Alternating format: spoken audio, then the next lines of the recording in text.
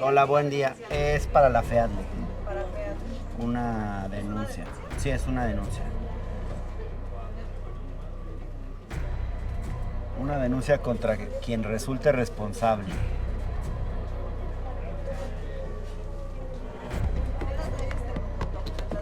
Sí, trae anexos y todo. Muchas líneas de investigación interesantes. Pues vinimos a presentar una denuncia porque pues los periodistas no podemos estar solamente siendo víctimas de la violencia, del acoso judicial. O sea, también tenemos que denunciar ese tipo de prácticas para que las instancias correspondientes pues las investiguen. Y pues aquí en compañía del abogado Javier Schute y de Jan Albert del Comité de Protección a Periodistas, que me están apoyando, vinimos a presentar justo esta denuncia que es por varios delitos, ¿verdad? Contra quien resulte responsable. Pero obviamente es por el caso, lo que está detrás del acto de censura en mi contra es este libro, Traición en Palacio, el negocio de la justicia en la 4T. Y lo triste es que es una empresa, un grupo empresarial de medios que se ha prestado a pues a este intento de silenciarme y de doblarme, porque al final lo que quieren es que yo deje una agenda de investigación que es justamente la corrupción en el Poder Judicial, que es lo que he estado señalando. Y por eso es que hoy vinimos a presentar esta denuncia, abogado. Tú cuéntales de qué va la denuncia. Con gusto, Hernán. Pues yo les hablaré desde el punto de vista jurídico.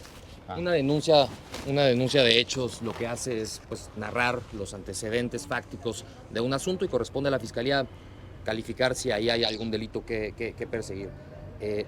Hernán, de lo que claramente ha sido víctima es de un acoso judicial. Él enfrenta una demanda por daño moral, no sabemos si por 15 o 45 millones de pesos, porque eso oscura incluso la cantidad que se pretende, y creemos que ha sido pues, en virtud de su trabajo periodístico.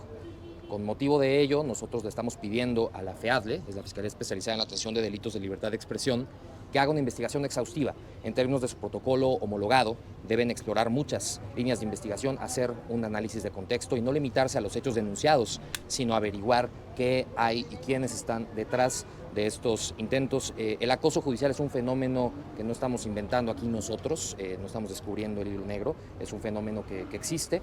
En Estados Unidos se conoce como SLAPP litigation y lo que pretende es, a través del sistema judicial, desgastar, coaccionar, intimidar, para silenciar ya sea a periodistas o a defensores de derechos humanos. Nosotros estamos conscientes de que es un litigio cuesta arriba en muchos sentidos, pero no nos limitaremos necesariamente a esta Fiscalía General de la República, sino que también pudiera el Poder Judicial de la Federación en su momento a través de una audiencia del 258, después a través de un amparo, e incluso posiblemente podría este litigio estratégico llegar al sistema interamericano de derechos humanos y que pudiera eventualmente derivar en que exista un delito que muy claramente tutele la libertad de expresión, la libertad de prensa y el derecho a la información en casos pues precisamente como este, que desafortunadamente hoy no hay un delito que claramente lo tutele. Ahora, respecto de esa parte, creo que Jan, no, Hernán, es un poco más Y estamos pidiendo varios actos de investigación, pero uno de ellos y el más importante es que se investigue la forma en que el Heraldo Media Group y Grupo Andrade obtienen sus contratos con el sector público. Porque en la medida en que sepamos de qué manera obtienen esos contratos, podemos también saber quién es el que está utilizando a este grupo empresarial y a este medio de comunicación para tratar de silenciar a periodistas. Jan, ¿cómo ves el tema? Pues nosotros como organización hemos estado muy Te pongo preocupados. tu- Ya, que claro. Gracias. En el Ajá. video, va. O sea, Adelante. Nosotros como organización hemos estado muy preocupados por la figura del acoso judicial y más que nada cuando se trata de casos que van contra periodistas, investigadores, autores individuales, independientemente de quién venga. Por lo general estamos viendo que ese tipo de denuncias tiene como efecto la autocensura. Hemos visto casos de personas políticas, funcionarios públicos, contra periodistas, contra medios de comunicación.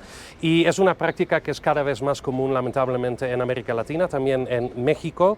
Ya hay un cuerpo de literatura investigativa al respecto, que también les invito a leer, y podrían ver que existe una tendencia. Y entonces, en este caso, nosotros estamos aquí precisamente porque nosotros consideramos muy preocupante de que cada vez más periodistas, investigadores son víctimas de ese tipo de acoso judicial, y yo creo que es importante también que las autoridades como la FIATLE, a través de casos, pueden generar un precedente para, como bien dijo el licenciado, que se puede generar un precedente sobre qué exactamente se puede y qué exactamente no se puede hacer, porque este problema lamentablemente está creciendo Ya en tú México. me hablabas de un posible mecanismo de censura indirecta, porque normalmente quien intenta censurar a los periodistas pues son políticos, es gente en posición de poder. Pasa mucho, por ejemplo, con gobernadores, ¿verdad? Así es, sí. Pero en este caso no es un político el que está dando la cara. Más bien pareciera que están utilizando a un tercero. Eso no es tan común, ¿verdad? No es tan común, y yo creo que por lo mismo es muy importante que se investigue bien el caso, para que salgan a la luz todos los hechos, precisamente, para que sepamos que sí existe ese mecanismo indirecto o no. Es algo que hemos visto en otros países también, o sea, como bien mencionó, los juicios SLAPP también en Estados Unidos a veces van a través de terceros. Entonces, para nosotros es muy importante que sepamos todos los hechos del caso. Pues vamos a presentar esta denuncia ante la FEADLE. En este momento ya creo que ya nos están esperando, entonces si quieren vamos. Perfecto. Ajá. ¿Nos puedes detallar un poco qué significa eso de ese acoso judicial? ¿Cómo lo has vivido? Pues Para mira, poderlo entender. presentan una demanda por daño moral. Son 3 empresas, piden 15 millones, pero no aclaran si los pide cada una de las 3.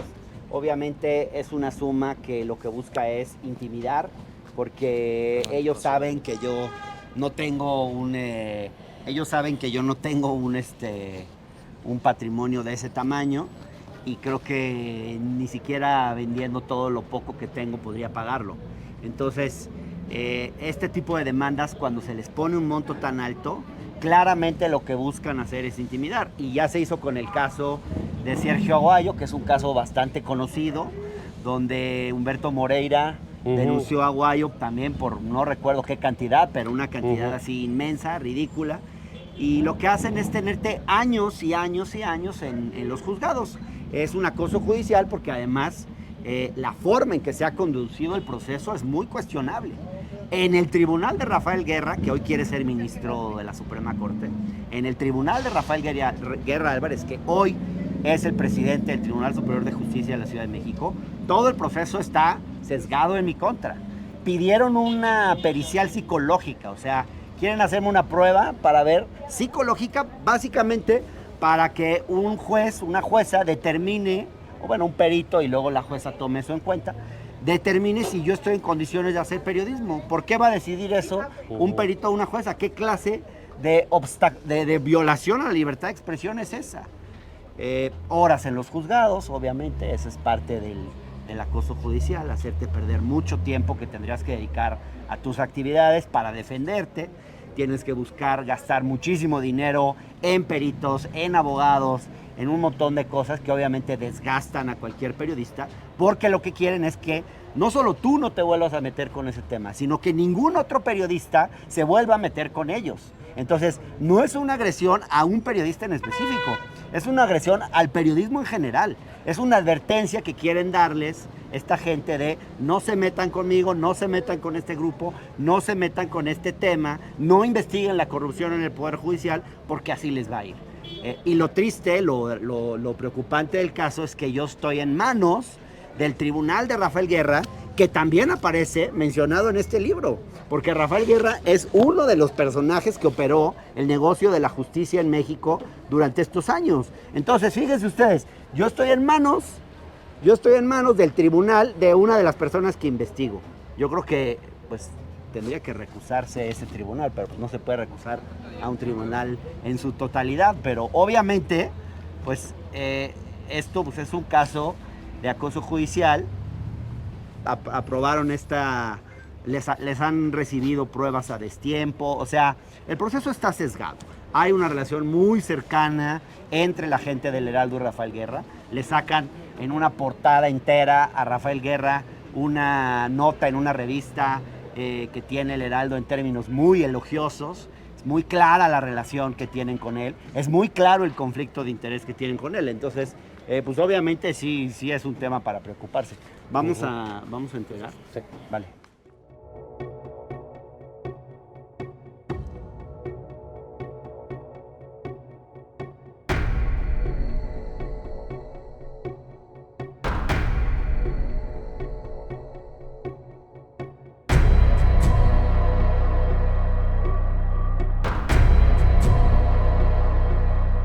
Mira, cuando saqué este libro, que yo nunca pensé que escribir un libro todavía hoy en México te hiciera pasar tanto tiempo en los tribunales, yo pensé que en nuestro país estas cosas ya no pasaban, la verdad. Estaba mal informado, evidentemente.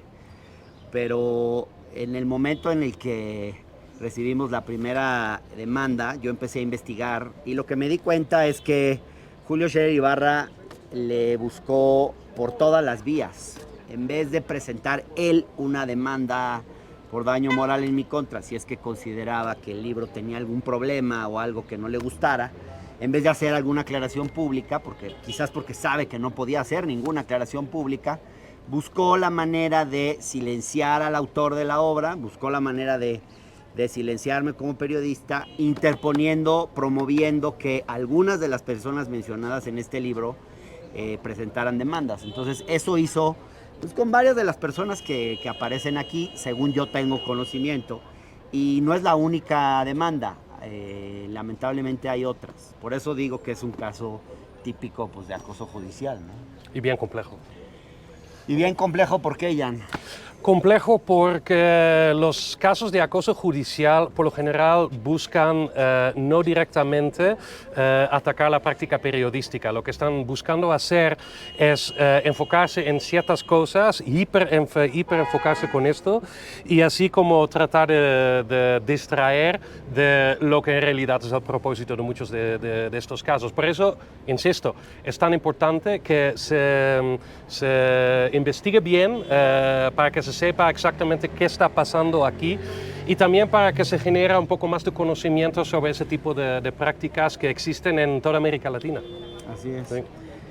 Pues sí, abogado, entonces nosotros estamos pidiendo varios actos de investigación. Sí. Desde el ¿Quieres punto de vista explicar la parte jurídico. jurídica, no? Sí, justo desde el Acá punto te de vista paso. estrictamente jurídico, gracias. Es muy importante que quede claro que es la Fiscalía la que tiene que hacer una investigación exhaustiva. Esta Fiscalía en particular, la FEADLE, que hace una muy buena labor de investigación, tiene un protocolo homologado que incluso fue trabajado con organizaciones de la sociedad civil que se dedican a tutelar y proteger derechos humanos fundamentales como lo son la libertad de expresión, la libertad de prensa. Y en términos de este protocolo homologado, la Fiscalía no puede limitarse a los hechos plasmados en la denuncia y decir, aquí yo no veo un delito específico y vámonos. No, tiene que hacer un contexto, un análisis de contexto, tiene que hacer un plan de investigación y sobre la base de eso construir hipótesis de qué posibles delitos podrían haberse cometido, ¿no?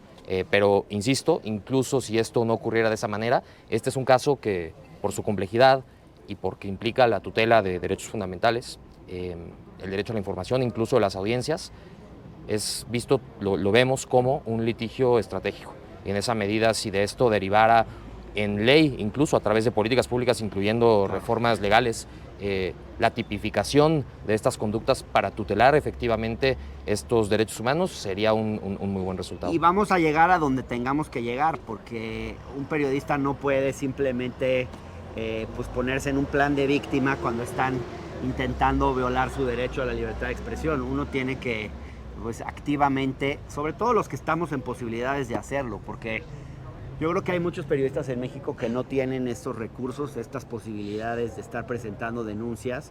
Entonces, no lo hacemos solamente, por uno, lo hacemos creo que por todos, porque lo que queremos es que estas cosas dejen de pasar en México, que no se vuelvan un hábito y que no resulte ahora que los políticos, para silenciar periodistas, empiecen a usar a grupos empresariales poderosos y no solo eso, a medios de comunicación. Porque claro, ¿Se dan cuenta ustedes cómo se están tratando de esconder? Ah, no, pues es un pleito entre un periodista y un medio de comunicación. No, no es un pleito entre un periodista y un medio de comunicación. Es un pleito entre un grupo empresarial que está decidiendo ser utilizado más bien, para que un político calle un periodista. Un político o varios políticos que le permiten obtener cierto tipo de contratos en condiciones ventajosas. Entonces, por eso lo que queremos es que la Fiscalía investigue eso. O sea, ¿qué hay detrás? ¿Quién está detrás de la denuncia del Heraldo Media Group en contra de un periodista? ¿Por qué un medio de comunicación se está prestando a una cosa así por un periodista que además dijo cosas que otros ya han dicho?